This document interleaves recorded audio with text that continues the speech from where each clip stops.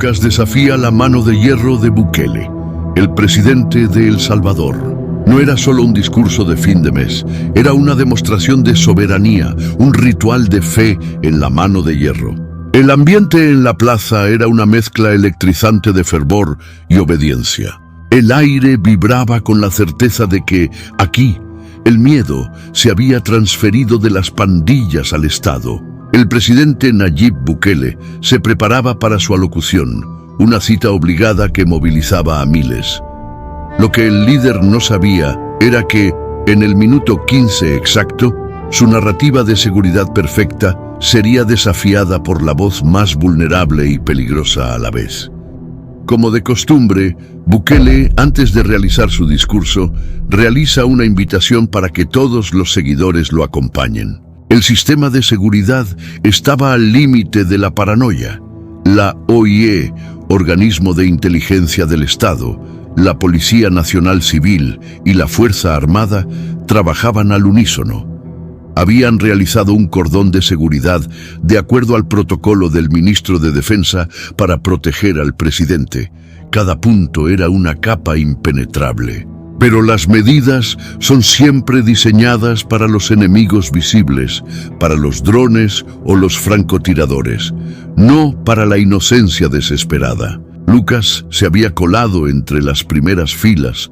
Su camiseta desgastada de un equipo de fútbol contrastaba con los trajes de los ministros y los chalecos de los agentes. Solo tenía 11 años, pero la preocupación en sus ojos le daba la solemnidad de un adulto. Venía de Apopa, un barrio donde la geografía se dibuja con tatuajes y cicatrices. El presidente Bukele estaba en el minuto 15 de su discurso, hablando con el tono enérgico y directo que lo caracteriza. Como de costumbre, se dirigió a los seguidores. ¿Todo está bien?, preguntó Bukele, mirando a la multitud. ¿Quieren cambios?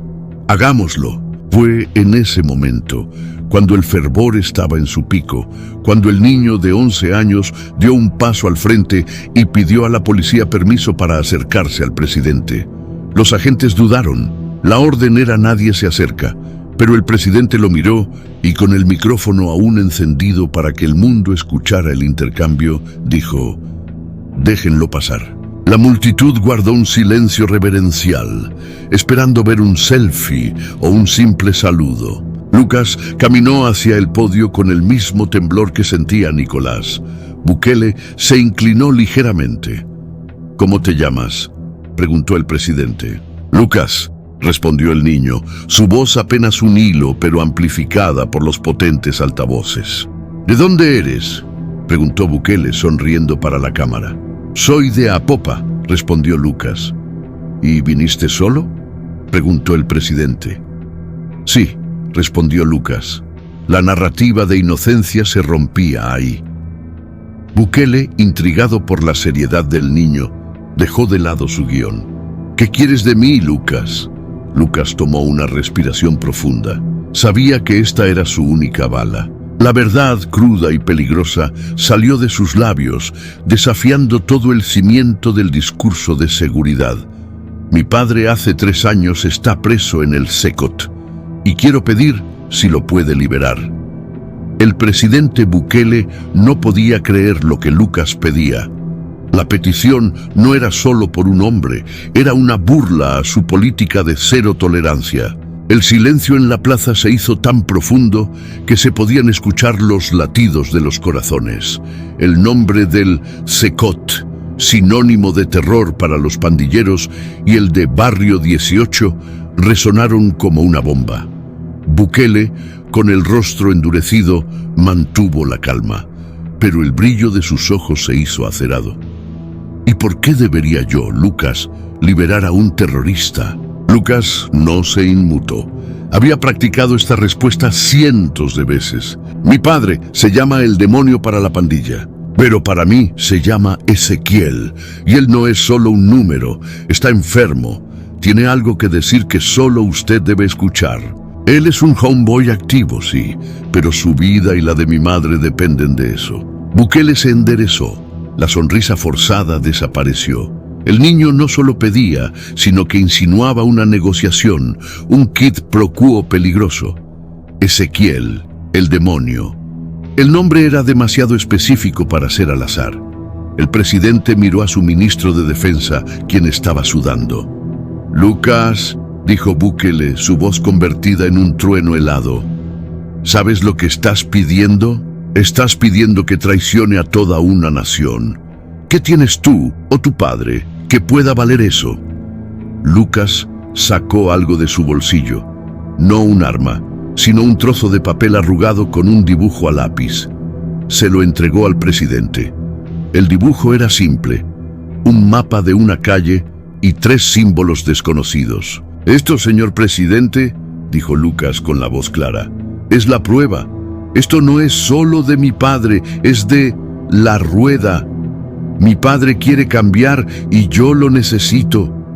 Pero si usted no me escucha, esta información llegará a manos del otro lado antes del amanecer». Bukele desdobló el papel. El contenido era incomprensible, pero la referencia a la rueda, un término usado por la inteligencia para la cúpula de mando del barrio 18, fue el gancho. El presidente miró el dibujo, luego miró a Lucas. La decisión no podía esperar a un protocolo. «Seguridad», ordenó Bukele, su voz resonando en cada rincón de la plaza. «Retiren al niño. Tráiganlo a mi despacho inmediatamente. Y nadie, absolutamente nadie, debe tocar ese papel». El suspenso se había apoderado de la nación. El hijo de un pandillero activo había forzado una reunión privada con el presidente, armado solo con un lápiz y una desesperación brutal.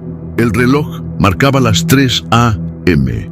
El silencio no fue roto por el rugido de la batalla en el puente de Santa Tecla, sino por el estruendo de la decepción en la sala de guerra. Kirill regresó, su rostro un mapa de sudor y rabia. «Presidente, la operación en Zumpul fue una burla. El puente estaba vacío. La alerta fue una cortina de humo. La pandilla se rió de nosotros». Bukele se quedó inmóvil, sus ojos clavados en el teléfono y en el mapa de Lucas. El frío cálculo le decía que había sido jugado, pero la rabia política le exigía una respuesta inmediata. El niño no había entregado una defensa, había entregado una distracción. «Traigan al niño de vuelta», ordenó Bukele, su voz peligrosa. Lucas fue devuelto al despacho. El ambiente era de casa. El ministro de Defensa y el jefe de inteligencia lo miraban como si fuera la propia encarnación del barrio 18. Bukele desdobló el papel de Lucas y lo estrelló sobre la mesa. «La carga en el río, Lucas, era basura. ¿Qué significa realmente tu código? Dime la verdad ahora, o tu padre el demonio será devuelto al pozo más profundo del Secot». Lucas, bajo la presión extrema, no se quebró. Su valor no era de inocencia, sino de convicción. Miró el mapa con una intensidad que hizo que Bukele dudara. «La información era para usted, sí, señor presidente, pero no para detener un ataque. Era para dirigirlo», dijo Lucas, y la verdad, peor que cualquier mentira, congeló el aire. Lucas señaló el dibujo. El círculo con el rayo no era la contraseña, sino el punto de mira en el mapa, la plaza central. El 33 no era la hora, sino la cantidad de explosivos camuflados en el perímetro del discurso. Y la lágrima abierta significaba la apertura inminente del único túnel que podría liberar a los pandilleros. «Mi padre, Ezequiel, no estaba enfermo», confesó Lucas, sus ojos brillando con lágrimas de resentimiento y amor. «Él fue elegido por la rueda para crear el mapa y el plan de escape. Yo no quería que fuera un traidor, señor presidente. Yo quería que fuera libre. Mi padre me dijo que si usted me retenía aquí, él tendría el tiempo suficiente para completar el túnel desde su celda hasta las afueras del Secot». La jugada maestra de El Demonio era un doble engaño. La súplica pública de Lucas era la alarma falsa que fijaba la atención de la seguridad en el discurso, mientras él y otros líderes cavaban. El mapa del ataque al puente era la coartada perfecta para que Bukele moviera a sus tropas lejos de la capital. «El túnel está debajo del pabellón B, señor», dijo Lucas con la voz desgarrada por el peso de la traición. «El plano de mi padre tenía las coordenadas exactas para que la policía del Secot lo pasara por alto. Mi padre me dijo que solo si yo le entregaba el mapa de los desagües, él saldría con vida». El jefe de inteligencia, temblando, interrumpió. «Pero el túnel debe estar ya a kilómetros. Con la distracción que ha causado, ¿a dónde lleva?» «A este edificio, señor», dijo Lucas señalando el suelo del despacho.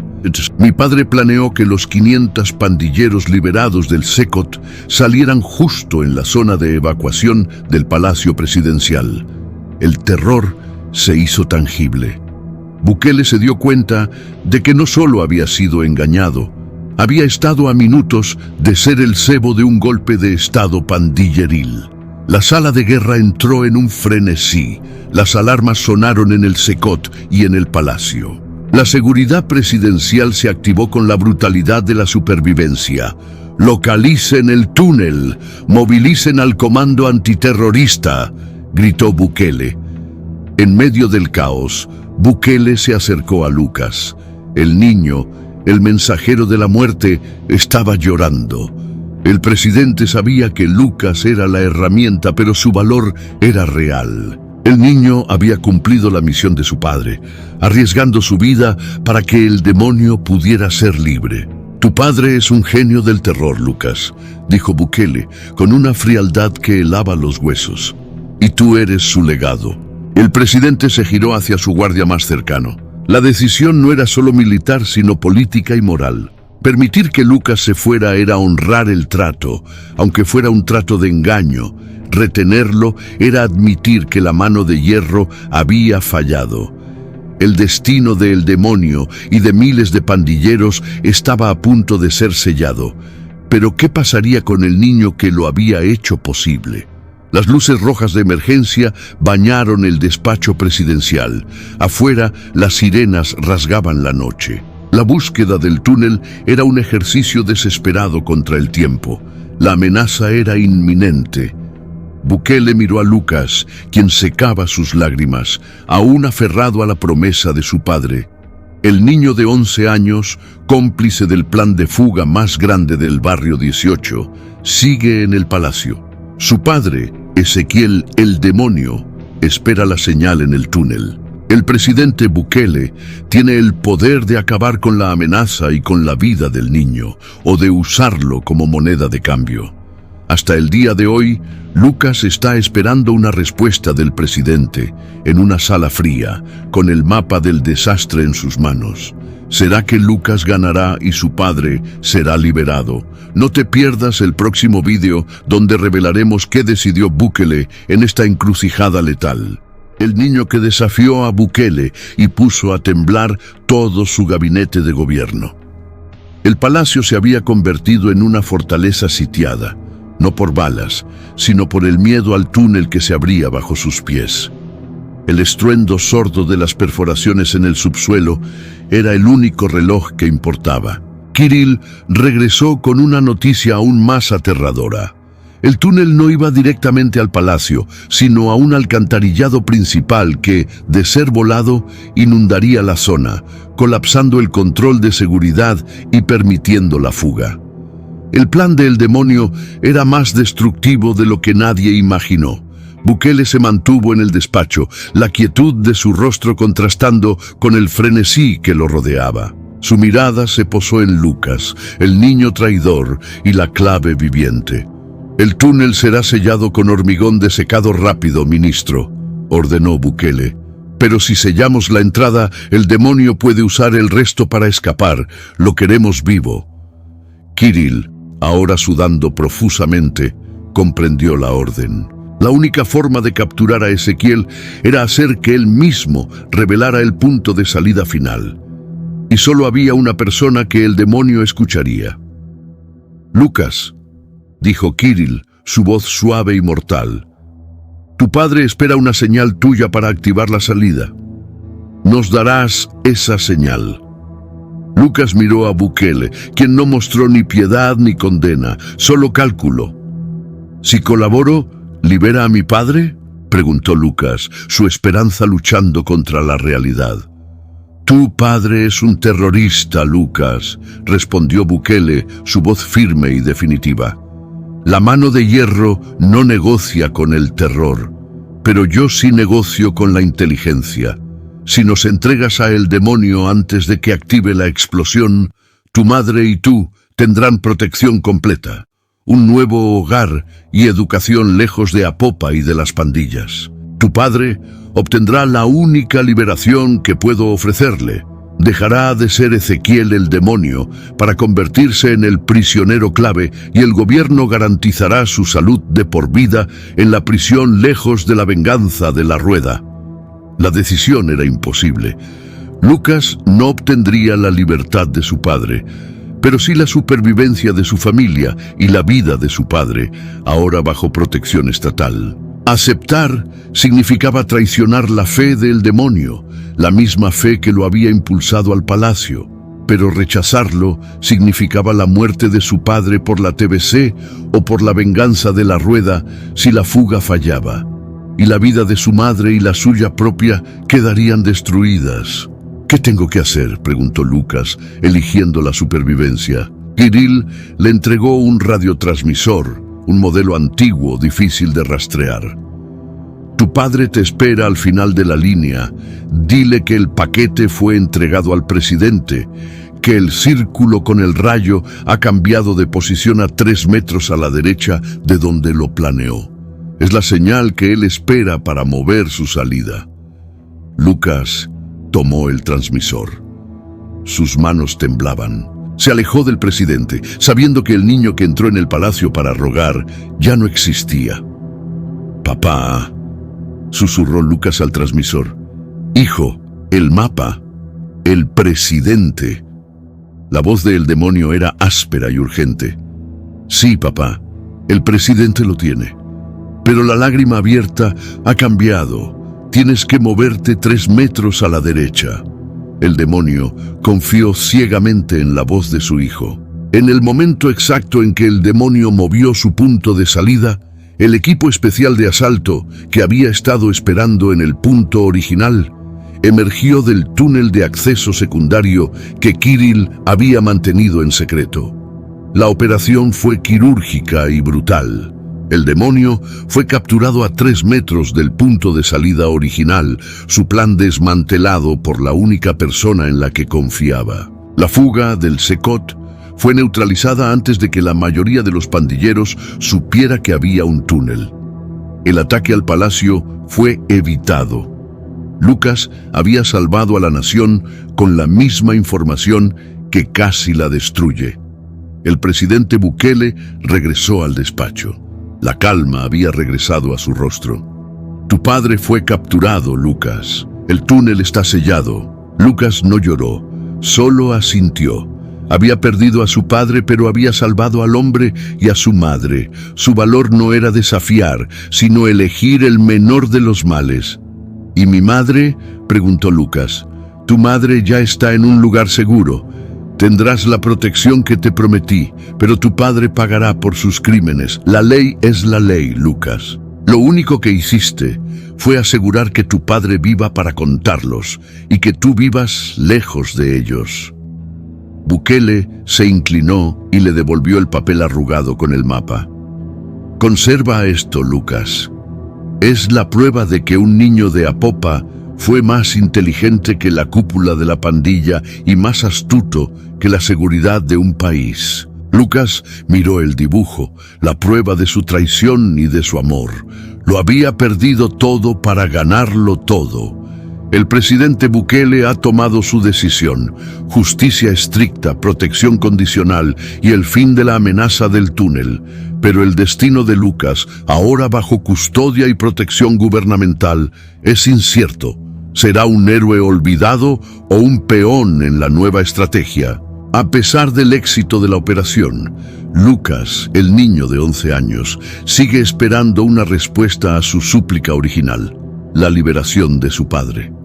¿Será que Lucas ganará y su padre será liberado de una forma que nadie espera? No te pierdas el próximo vídeo y revelaremos el destino final de Lucas y qué decidió Bukele sobre el futuro del niño traidor.